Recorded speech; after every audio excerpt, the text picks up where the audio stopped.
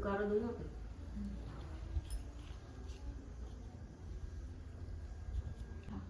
एक बुढ़िया के एक लड़का था। बुढ़िया माई अपने बेटे की सलामती के लिए 12 महीने की चौथ का व्रत करती थी। हर चौथ को पंसारी में 1 दमड़ी का गुड़ और 1 दमड़ी का घी लाती थी। 4 लड्डू बनाती और एक लड़के को देती, एक से पूजा करती, एक हथकार का निकालती और एक रात को चांद उगने पर खुद खा लेती थी। एक बार उसका बेटा ताई से मिलने गया। उस दिन बैसाखी चौथ थी, सो ताई पूजा कर रही थी। ताई जी, आप तो साल में 4 चौथ करती हो, माँ तो 12 चौथ करती है। ताई ने कहा, बेटा तेरी माँ तो गटका चौथ करती है, तेरी मेहनत की कमाई को तरमाल खा खा कर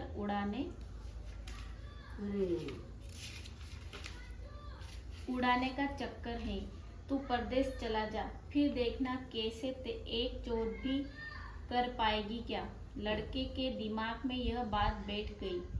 उसने घर आकर माँ से कहा, माँ मैं परदेश जा रहा हूँ। ताई सच कहती है, यहाँ तो मैं जितना भी कमाऊँ तू उसे खाने पीने में उड़ा देती है। माँ ने उसे बहुत समझाया पर वो नहीं माना। माँ ने उसे चौथ माता के 5 आंखें देकर कहा, ये आंखें कठिनाई पड़ने पर तेरी सहायता करेंगी। आंखें लेकर लड़का चला।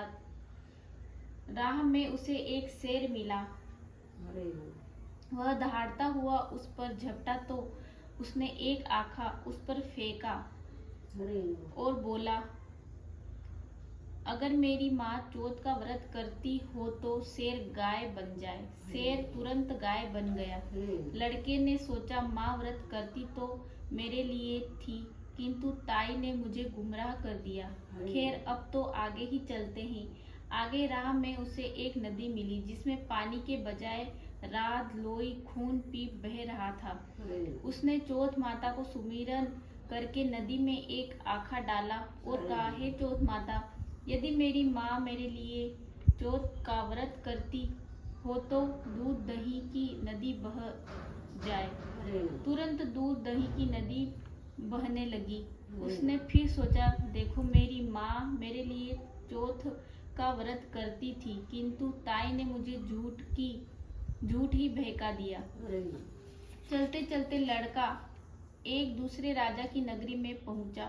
प्यास लगी तो एक बुढ़िया के घर में गया तो देखता है कि बुढ़िया रोती जा रही है और पूड़े पोती जा रही है। उसने पूछा, बूढ़ी माई, क्या पानी मिलेगा और आप क्यों रो रही हैं? बुढ़िया ने कहा, बेटा तुम जानकर क्या करोगे, पानी पियो और आगे जाओ, मेरा दुख तुम दूर नहीं कर पाओगे। लड़के ने जानने की जिद की तो बुढ़िया ने बताया, बेटा इस नगरी में एक पहाड़ी है, उसकी गुफा में एक दैत्य रहता है। पहले वह इस नगरी में आकर कई लोगों को मार जाता था। अब राजा हर घर से एक आदमी को रोज उसके खाने के लिए भेज देता है। आज मेरे लड़के की बारी है, इसी से रो रही हूँ। लड़के ने कहा, माई तू मुझे पूड़े खिला दे, तेरे लड़के के बदले में दैत्य के पास चला जाऊंगा। बुढ़िया ने कहा, बेटा पूड़े तो खा ले पर दूसरे के लिए जान काहे को देगा। लड़का खा पीकर सो गया। रात को राजा के सिपाही बुलाने आए तो बुढ़िया माई धीरे से बोली, ओरे बीर बटाऊ, ओ बीर बटाऊ, राजा के सिपाही आ गए हैं। लड़का झट उठ बोला, अच्छा माई मैं जा रहा हूँ, तू मेरा लकड़ी और लोटा डोर रख ले, मैं वापस आकर ले लूंगा। माई ने कहा, बेटा तू ऐसे घर जाएगा सो वापस कैसे आएगा? लड़के ने दैत्य के सामने पहुंचते ही एक चौथ का आखा निकाल कर फेंका और कहा, हे चौथ माता, यदि मेरी माँ मेरे लिए चौथ करती हो तो दैत्य का सिर कटकर गिर जाए। तुरंत दैत्य का सिर कट गया। लड़का खुशी खुशी बुढ़िया माई के पास आया और अपना लोटा डोर लेकर आगे चल पड़ा। चलते चलते लड़का एक दूसरे राजा की नगरी में पहुंचा। इस राज्य में आवा तक पकता था।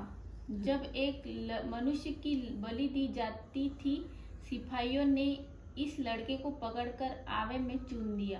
अरे लड़के ने एक आखा आवे में डाल दिया और कहा, हे चौथ माता, यदि मेरी माँ मेरे लिए चौथ करती हो तो आवा मेरी बलि लिए बिना ही झट पक जाए। अरे दूसरे दिन भंगिनी झाड़ू निकालने आई तो एक कंकर उछल कर आवे पर जाकर लगा तो टन की आवाज आई। रानी ने देखा तो जाकर राजा से कहा, राजा जी, आवा तो पक गया। राजा ने कहा, रानी, यदि बात झूठी निकली तो तेरी जीभ कटवा लूंगा। अरे जाकर देखा तो सचमुच आवा पक गया था। बर्तन उतारने शुरू किए तो सोने चांदी के बर्तन निकले। राजा ने कहा, कैसा आश्चर्य है, मिट्टी के बर्तन की जगह ये बर्तन कहाँ से आ गए। तभी अंदर से लड़का बोला, भाई धीरे धीरे उतारना, मेरे लग नहीं जाए।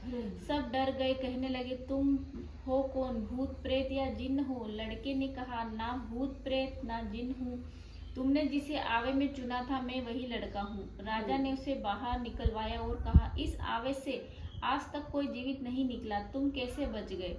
लड़के ने बताया कि उसकी माँ चौथ का व्रत करती थी, उसी चौथ माता ने उसकी रक्षा की है। राजा ने कहा, मुझे तो विश्वास नहीं होता। राजा ने परीक्षा लेने के लिए पानी पिलाने वाली चांदी की सुराही मंगाई और लड़के से कहा कि इसकी नलकी से निकलकर बताओ, नहीं तो मैं तुम्हें जिंदा जलवा दूंगा। लड़के ने सुराही आखिरी दाना डाला और चौथ माता का सुमिरन करके बोला, माता भू भू भवरा हो, चांदी की नलकी में से निकलूं। तुरंत लड़का भवरा बनकर चांदी की नलकी से निकल गया। राजा ने लड़के से बहुत प्रसन्न होकर अपनी लड़की की शादी उससे कर दी और संपूर्ण नगर में ढिंडोरा पिटवा दिया कि सभी लोग चौथ माता का व्रत किया करें। थोड़े दिनों बाद लड़का बोला, राजा जी, मैं देश जाऊंगा। राजा ने बहुत सी धन दौलत देकर विदा किया। अपने देश पहुंचकर लड़के ने नगर से बाहर विश्राम लिया। फिर अकेला उसी पंसारी की दुकान पर पहुंचा जहां से उसकी माँ दमड़ी का गुड़ दमड़ी का घी लेती थी। उस दिन चौथ थी। उसने सोचा, माँ अब भी व्रत करती होगी तो यहाँ अवश्य आएगी। उसकी माँ की आंखों में जाले पड़ने से दिखना बहुत कम हो गया था, सो धीरे धीरे लकड़ी टेकती हुई आ रही थी। बेटे ने मजाकिया तौर पर अपना पैर लकड़ी के आगे कर दिया। लकड़ी पैर से टकराई तो वह बोला, बल रे पूत, काटी मेरे पैर के लगा दी। माँ ने उससे पहचाना नहीं और कहने लगी, भैया मुझे तुम चाहे जितनी गाली निकालो पर मेरे बेटे के लिए कुछ मत कहो। पहले ही मेरे बेटे को उसकी ताई ने भड़का कर मुझसे दूर कर दिया। लड़के ने सोचा, देखो मैंने कितनी बड़ी भूल की। मैंने उस माँ पर शक किया जो आज भी मेरे लिए चौथ माता का व्रत करती है। वह माँ के पैरों में गिर पड़ा और बोला कि माँ, मैं तेरा ही बेटा हूँ, मुझे माफ कर दे। माँ ने उसे गले लगाया, लेकिन नगर के लोग इस बात को मानने को तैयार नहीं थे कि यह इस बुढ़िया का लड़का है। नदी के इस पार लड़के को खड़ा किया और उस पार माँ को और लोहे की कांचली पहना दी। माँ ने कहा, हे चौथ माता, यदि मैं मेरे लड़के के लिए चौथ माता का व्रत करती हूँ तो कांचली फट जाए। कांचली फट गई और माँ के स्तनों से दूध की धार बेटे के मुंह में गिरी। लोग चौथ माता की जय जयकार करने लगे। उस नगर में सभी लोग चौथ माता का व्रत करने लगे। हे चौथ माता, उस बुढ़िया के लड़के की जिस प्रकार सहायता की उसी प्रकार हमारी भी करना। बोलो चौथ माता की जय।